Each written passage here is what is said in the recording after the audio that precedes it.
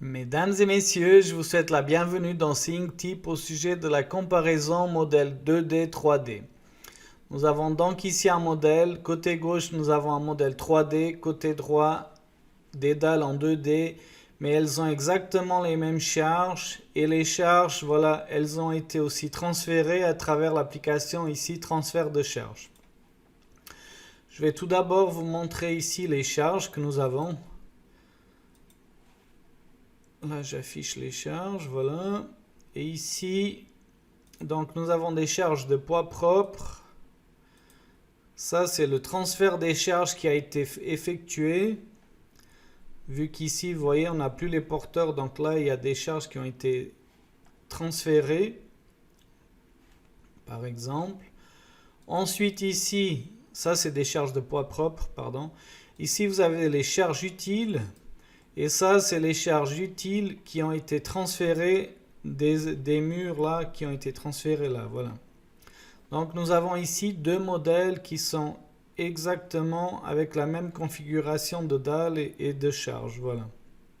Ensuite, nous allons donc voir la déformation des deux modèles, la différence qui existe donc entre le modèle 2D et 3D. Là, vous voyez déjà que c'est pas tout à fait la même configuration. Donc ici, on a l'air d'avoir quelque chose qui a toujours 0 mm de déformation. Et là, si on vient là, on n'a pas 0 mm de déformation, on a un peu plus, beaucoup plus. Voilà. Et ici, par exemple, là, par contre, on a énormément plus qu'ici. Maintenant, si je vais plus en détail, maintenant, dans les déformations, avec une vue en coupe. Donc vous voyez ici, à chaque fois, ici nous avons une déformation qui est plus ou moins la même. Voilà. Dans les modèles 3D, on a une configuration de déformation qui est ainsi. Mais après, ici, vous avez une déformation qui est moindre. Là, dans les modèles 2D, on a ici une déformation qui est 0, de 0 mm. Et ça, je vais vous montrer après pourquoi. Bien évidemment, ici, nous avons 58 mm, mais ça, c'est parce qu'on est à limite ultime. Voilà, si on vient en quasi permanent, on aura des déformations qui sont beaucoup plus petites. Voilà.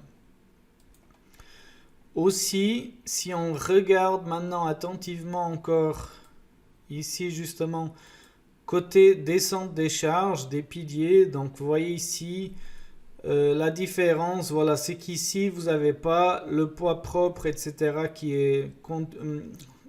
il ne tient pas compte du poids propre, etc., des piliers. Donc là, vous avez une différence de quelques 20 et quelques pourcents de... 20 et quelques pourcents de différence entre les deux, 27 environ. Et si je reviens de nouveau ici, dans mon modèle, donc ici, vous voyez, ça c'est les dalles supérieures, ça c'est dans le modèle 3D. Ici, nous avons comme un ressort, donc. Et dans le modèle 2D, nous avons comme un appui. Donc, c'est clair qu'ici, côté appui, vous avez quelque chose de rigide, donc vous avez une déformation qui est 0. Ici, dans le modèle 3D, après, par contre, vous voyez, dans le redressement dalle, on a quelque chose qui est un petit peu mieux côté déformation par rapport au modèle 2D.